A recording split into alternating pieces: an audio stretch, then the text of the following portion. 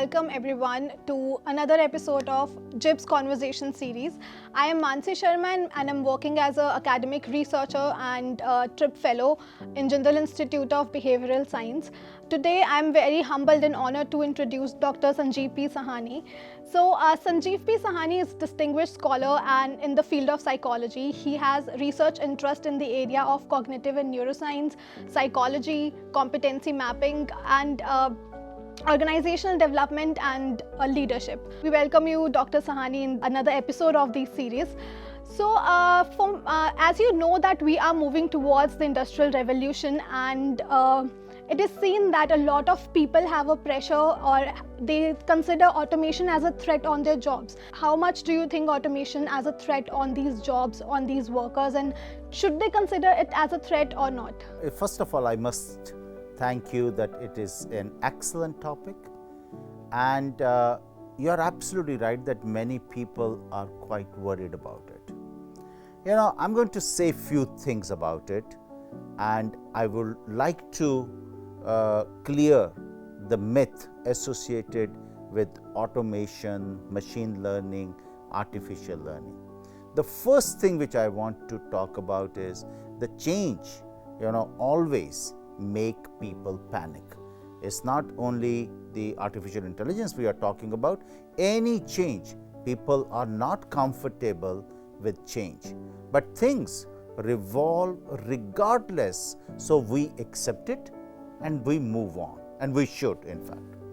And now when we are entering the so-called fourth industrial revolution, the automation is going to replace some jobs, but it will create new ones as well. Second, anxiety about workers being replaced is rampant, but fear of automation is nothing new. But historically, technology creates more jobs than it destroys. We must understand this. Three, I would say I would like to quote a study by MIT which argues that we are a long way from reaching a point in which artificial intelligence is comparable to human intelligence and could theoretically replace human workers entirely. Another point which I would like to mention, rather than promoting the adolescence of human labor, artificial intelligence will continue to drive massive innovation that will fuel many existing industries and could have the potential to create many new sectors for growth, ultimately leading to the creation of more jobs. That's very interesting take, Dr. Sahani. Would you like to add something more in this? Yeah, I can say though many jobs will be created and stakeholders need to invest in training and upskilling at all levels, from education to the private sector and government organizations. I know that there are a lot of myths related to artificial intelligence and machine learning and automation that comes along with it. So my another question to you is that India, being a developing country, it has to work hand in hand with this technological advancement in order to be in competition. So what do you think? What do you suggest could be the measure to deal with or go hand in hand with these kind of technological changes that are coming in our way? I'm proud to mention that we all know India is now the fifth largest economy, and one of the studies suggests a 10% increase in GDP now results in less than 1% increase in employment, leading to counterintuitive higher unemployment in the fast growing economy. Preparing youth workforce is another major challenge. Half of India's population, the demographic variable, they are below the age of 25. A pertinent step would be to prepare the young workforce by exposing them to the tech-enabled future of work with artificial intelligence interfaces. I would like to put another point that transitioning to less vulnerable sectors, it will be better to boost employment in the areas that are least vulnerable to automation. Now, there are many sectors which we can talk about, like healthcare and education have a high element of human engagement, and that cannot be easily automated. Jobs in the arts, entertainment and sports are highly interpersonal and creative in nature, and likewise may not immediately be vulnerable to automation. So, these sectors should be boosted to revive the industry capacity to create jobs. Here I would also like to mention that as I teach business psychology to students, that boosting startups, because this is the time people are talking about startups, and entrepreneurship among youth can help, and we are preparing our youth for entrepreneurship. And the rise of entrepreneurship courses in the universities is instrumental in creating a startup culture in the country, and higher government procurements of goods and services from domestic startups can also boost entrepreneurs. Many small enterprises, which we have seen instead of massive factories, are the more likely future of work in India. I believe that this will help in India's growth in a big way. Very rightly said, sir. And I think as we are with technology, so many things are changing, so many occupations are changing.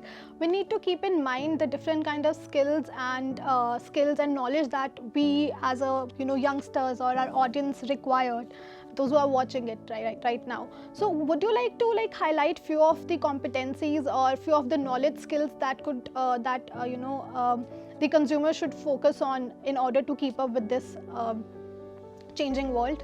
Thank you, Mansi. In fact, as I asked, in another program 2 weeks back, I talked about there would be probably crores of people in India which needs employment.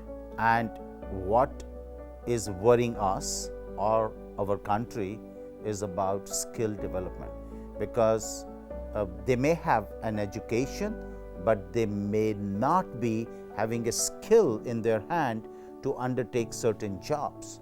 So, as we know that there are two kinds of skills that are required to thrive in dynamic and changing environment. One is industry specific skills, which are also known as hard skills, and another one is the behavioral skills, which we also talk about functional competencies and behavioral competencies. Second, the knowledge and the industry specific skills which we have is to keep ourselves updated with the upcoming skills and technologies in our respective fields like education, marketing, human resources, etc. But the more important is the behavioral skills. These are the skills that are independent from the work what we do, and that is why we also call them industry neutral skills. We need to imbibe those skills. These are the skills that enables the growth of an individual irrespective of the field. I must tell you that. So sir, as we are talking, you talk about behavioral competencies, and you have also written a book on behavioral competencies. Would you suggest our audience what are the different behavioral competencies they need to inculcate in order to make their way through this new digitalization era? Not about the automation or digitization, but if you want to grow in this ladder and you want to do well, more important is about behavioral competencies. Functional competencies means how skill I have, And yes, at a lower level, where the policy decisions and other things are not there, then function level is fine. But as you go to the manager rank, then to the vice president rank, or to the director's rank, and then the CEO's rank, then the component of a behavioral competencies starts increasing. Yes, I've written a book, Maximizing Human Potential through Behavioral Competencies. So we identified 100 competencies, but in every work or in every industry, it's not that, or in every level, it's not that you require all these 100 competencies. You need to identify that how many competencies are required, which is called competency framework. But just to give you a basic analysis, that the basic skills, as I just told you, you need in future. But more about the behavioral competencies, I would say that the generic or a managerial competencies are creativity, critical thinking, self-management, social intelligence, and time management. I will say 5 out of those 100, which I would say these 5 are the most important one for everyone to grow in the field. When I talked about a creativity, it means coming up with new ideas. Creative people are problem solvers and are driven by curiosity, and they look at things from different angles to make things better. In critical thinking, creativity and critical thinking complements each other. As a creative thinker, you don't simply accept all the arguments and answers. As a critical and creative thinker, you are good in making the right decisions, in developing opinions, visions, and strategies. I will also, which I mentioned, self-management. It is made up of 2 components.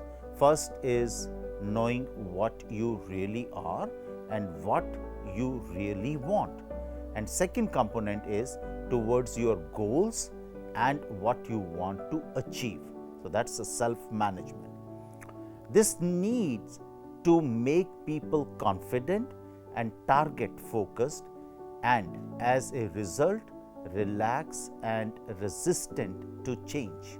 I think 4th one, I mentioned social intelligence. In social intelligence, which is closely related to emotional intelligence, it is all about communicating, connecting, and collaborating with others who are able to convince people and create a very positive group dynamic. I also mentioned the 5th one is the time management. It is all about organizing yourself and finding your natural flow and rhythm to enhance your daily productivity and proactiveness as well. In order to be successful in any field, one needs to work on developing behavioral competencies by practicing these competencies until they become a habit and form a growth mindset.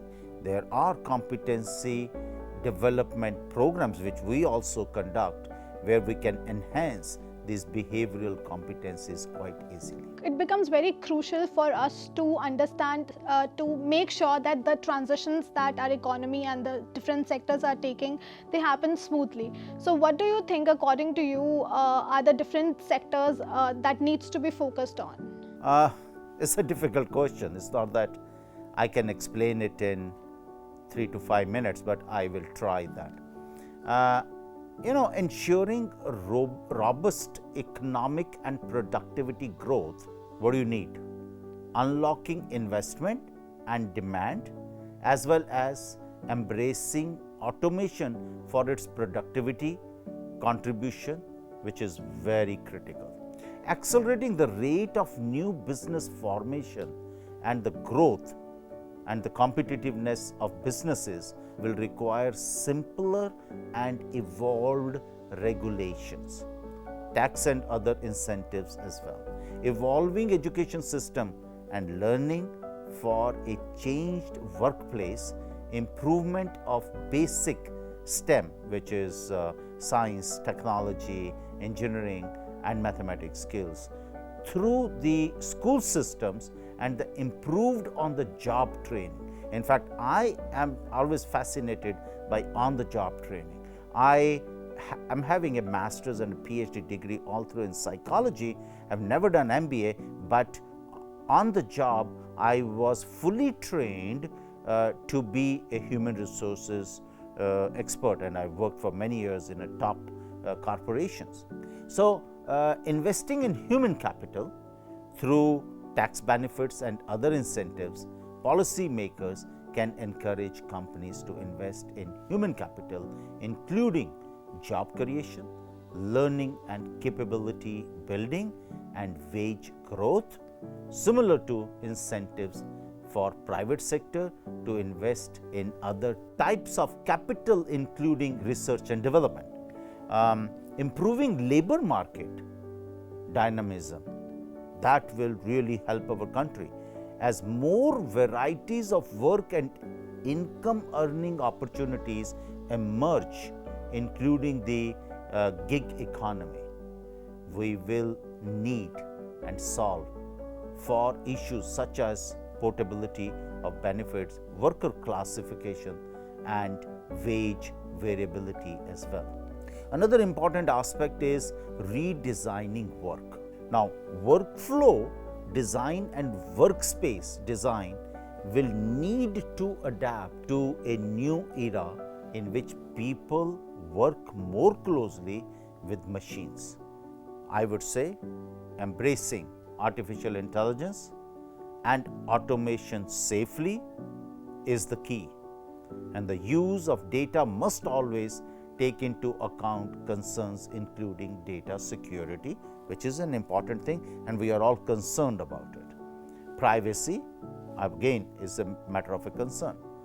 Malicious use and potential issues of bias, issues that policy makers, tech and other firms and individuals would need to find effective ways to address this. Thank you for the response, sir. And lastly, I would like to ask you, what would you advise our young viewers as what they should do in order to move forward in this fast-pacing world? I want to tell youngsters that they have a future in India. India is going to do amazingly well. The industrialization, artificial intelligence, machine learning, automation is bound to happen. But are we ready to accept those changes? I would suggest few things for this. One, that the youngsters must hone creative skills. It matters less what they choose to study than the skill they built. Every youngster should say yes to any opportunity. Another thing which I would say, that please try new things to discover new talent.